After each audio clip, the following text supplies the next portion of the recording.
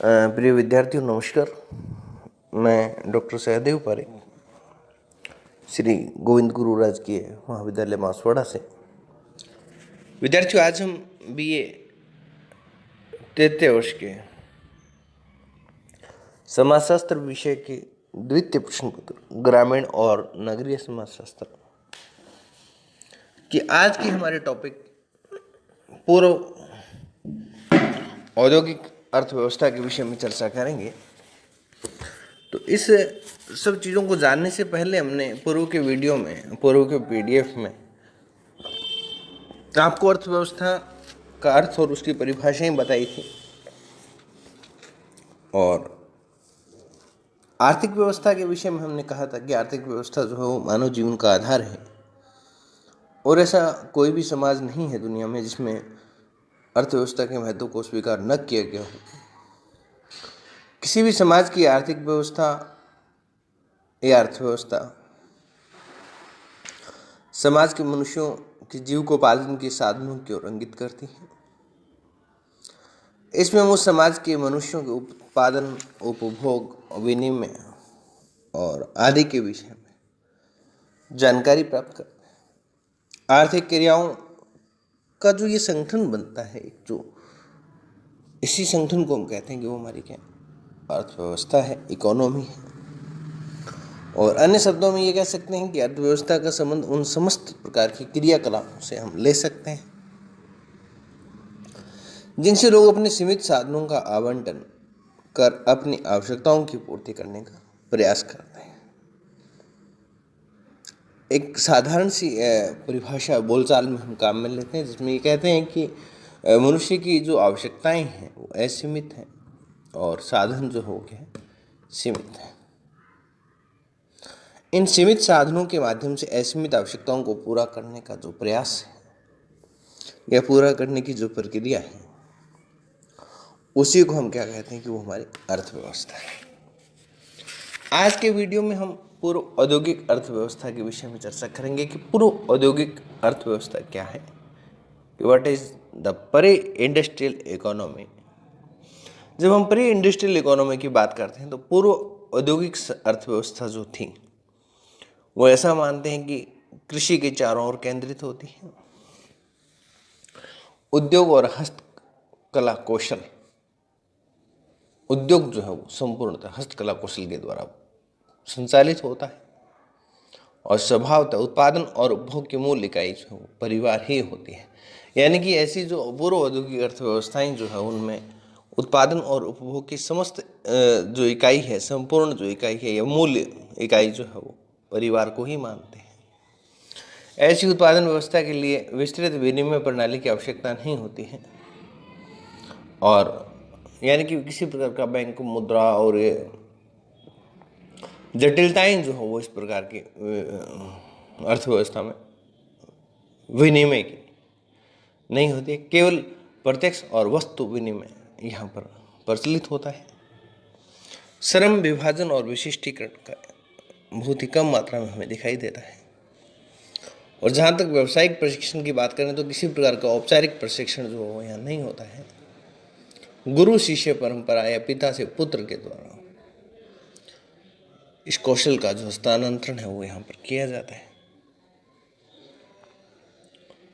और ऐसी स्थिति में उत्पादन के साधनों के मध्य वितरण ही नातेदारी और सामुदायिक परंपराओं के अनुसार ही होता है। व्यक्ति की तुलना में सामुदायिक हितों को सर्वोपरि माना जाता है। समाज पर जनमत का शासन होता है और विचलित व्यवहार पर क्रूरतापूर्वक दमन कर दिया, यानी कि दंड व्यवस्था जो है बहुत ही प्रभावी होती है। प्राय समुदाय और परिवार का उद्देश्य जो हो आत्मनिर्भर होने का होता है। इसलिए समुदाय से बाहर वृहत जगत से संपर्क सूत्र भी न्यूनतम होते हैं। व्यक्ति के जीवन की विभिन्न परिस्थितियां समाज विशेष में जन्म के आधार पर है। जो व्यक्ति और समूह को जो परिस्थिति यानी कि स्टेटस जो मिलता है वो यहाँ पर प्रदत्त ज़्यादा होता है। प्रदत्त का मतलब जन्म के समय ही समाज विशेष में, जाति विशेष में, वर्ग विशेष में जन्म लेने के कारण उसको जो परिस्थिति प्राप्त होती है। और प्रदत्त परिस्थितियां जो है वो इस अर्थव्यवस्था में प्रचुरता लिए हुए होती हैं और सभी प्रकार की गतिशीलताएं जो न्यूनतम यानी कम से कम, और धन और समृद्धि का जो प्रमुख स्रोत है वो भूमि को माना जाता है। इसलिए भूस्वामित्व और सामाजिक संबंधों के निर्धारण में सबसे निर्णायक भूमिका के रूप में काम करता है। ऐसे समाज में कोई विशेष या कोई खास वर्ग विभेद हमें देखने को नहीं मिलते हैं। समाज का खंडों में स्पष्ट विभाजन होता है और वही इसके स्त्रीकरण को या स्तर सोपान क्रम को जो है वो प्रकट करता है।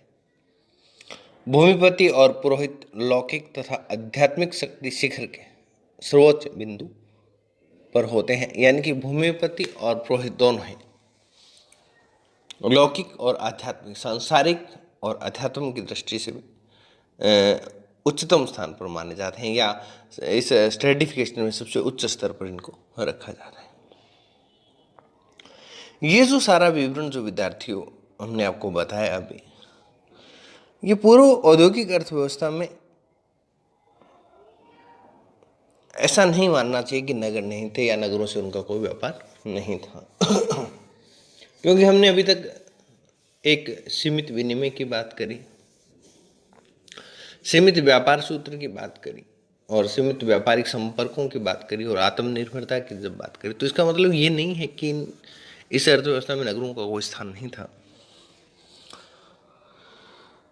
और सुदूर देशों से कोई व्यापार नहीं था, यानी कि सब कुछ था। इतिहास साक्षी है इस बात को लेकर कि प्राचीन काल में भी नगर और महानगर रहे हैं। अंतर्राष्ट्रीय स्तर पर भी व्यापार होता रहा है।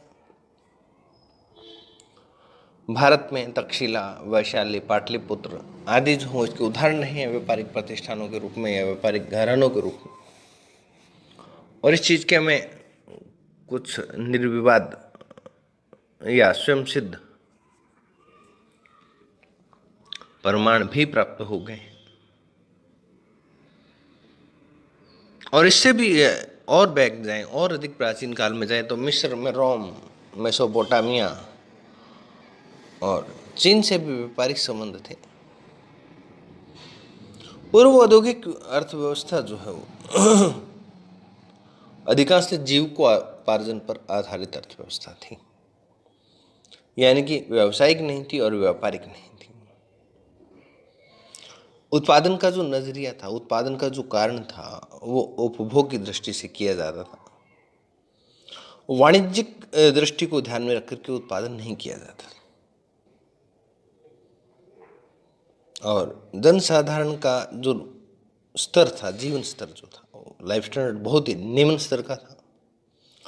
एक और स्मरणीय तथ्य ऊर्जा का स्वरूप है और पूर्व औद्योगिक समाज में उद्यम के लिए जीवन ऊर्जा स्रोतों का प्रयोग किया जाता था, जैसे मनुष्यों या पशुओं का, यानी मशीनीकरण का बहुत ही कम या ना के बराबर प्रयोग यहाँ पर देखा जाता है।